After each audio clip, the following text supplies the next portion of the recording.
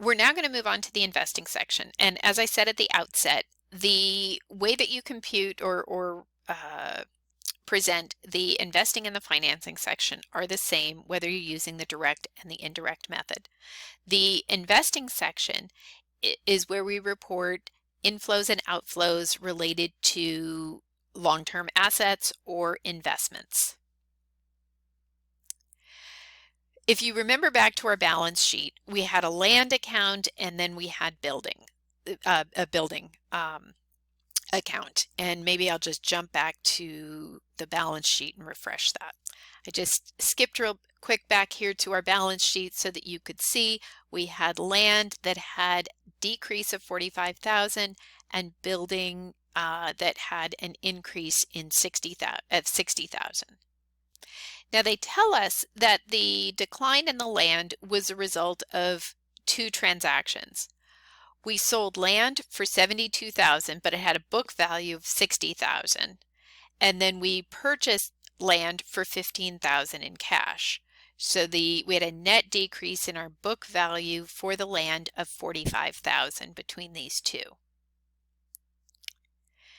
We had inflows from investing for the sale of the land of the 72,000, and we had outflows for what the money that we paid for the land we bought of 15,000. Now let's look at our building. Our building account increased by 60,000 and we had 7,000 in accumulated depreciation. So we bought this building for 60,000. We had depreciation of 7,000. Now remember, this depreciation we had accounted for in the operating section. So, and we didn't have any depreciation on the land that we just talked about a second ago because we don't depreciate land. So we're looking at a cash outflow from the purchase of the land of 60,000. So between the outflow of 60,000 for the building, and then we had inflow from the money we got from the sale of land, and then the outflow from the purchase of the other parcel of land, and that comprises our financing activities for this particular accounting period. Now, hopefully not to confuse you, but this is a little checkup corner, and this is a different example than Rundell that we've been working with, but I'm going to sort of be quiet and let you sort of work through this on your own if you choose to do that. And here is the solution. We're now going to move on to financing. So we covered operating, investing, now we're moving on to financing. This is where we deal with the inflows and outflows related to our long-term debt and stockholders' equity.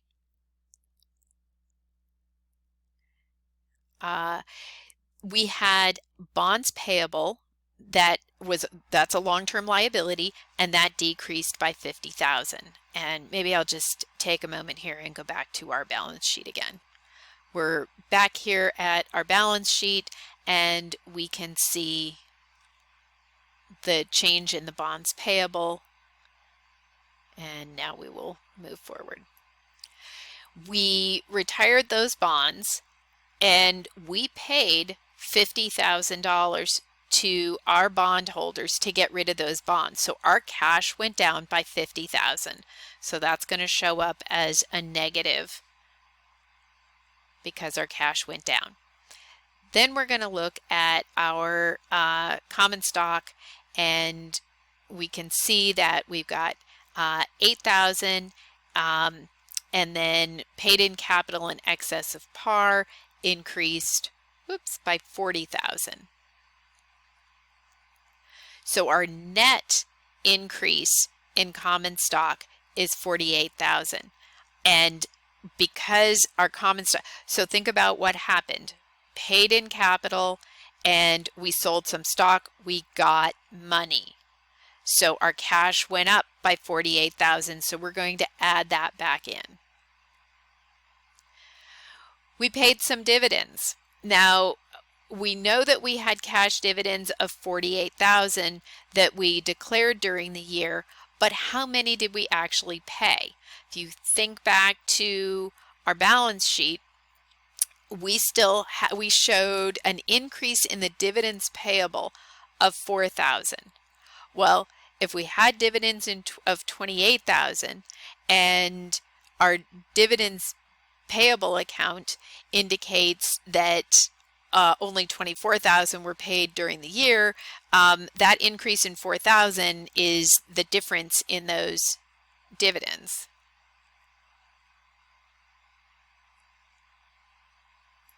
And here your book takes a little bit of a turn and suggests that there is, in fact, yes, another way to calculate the dividends. But frankly, I find that perhaps more confusing than helpful. Your mileage may vary.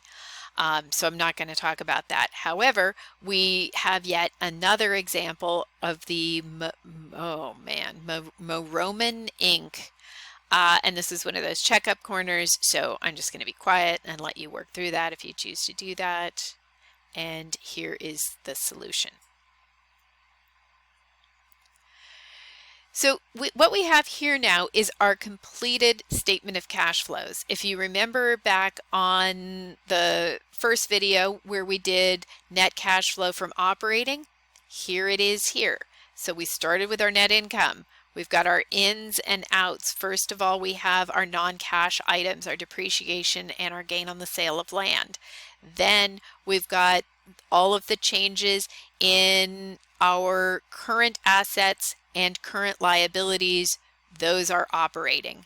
Then we move into changes in long-term assets or investments. We had 72,000 come in from land that we sold, and what went out was 15,000 in cash for land that we bought, and then 60,000 for the purchase of a building. And that leaves us from the investing side of things, a change from basically a decrease in cash from investing of $3,000. We then move down to the financing section. We look at the cash received from the sale of stock, the cash we paid out to retire our bond, and the cash that we paid out for the dividends. So this is the 28,000 in dividends, but we still owe, we had a difference in 4,000.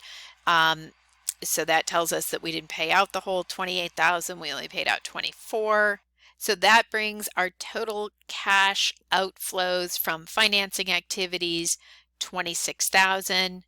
We take the cash from operating, subtract the cash, and now if we had a positive in cash for from investing, if we hadn't bought that land and building, we would that would be a positive and we would add it. But since it's a minus, we're going to subtract that from operating. Same thing on the financing side, it's a negative, we're also going to subtract that.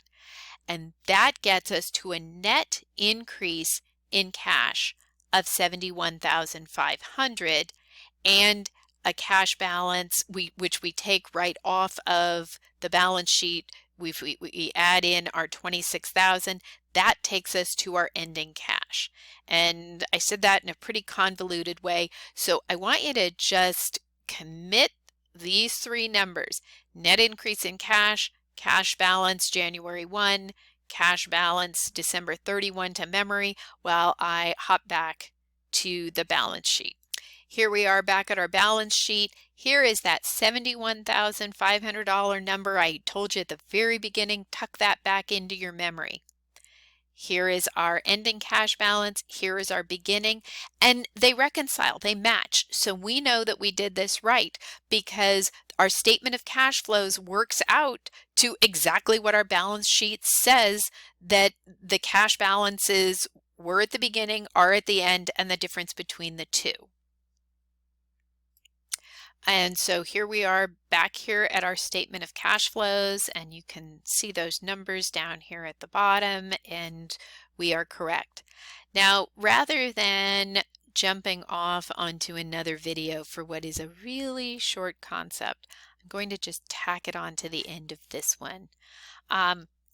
So looking at this statement of cash flows, we can conduct some analyses. One of the things that companies look at is the measure of free cash flow. And what exactly is that? Well, it's the operating cash flow that's actually available for the company to use after purchases of property, plant, and equipment that are necessary to maintain the operations. So we look at the free flow of cash as cash from operating activities minus cash used to purchase property, plant, and equipment. Now, you might say, well, why isn't that the total investing section? And the answer is, in the examples that we've done today, all that appeared in the investing section was the in and out from property, plant, and equipment.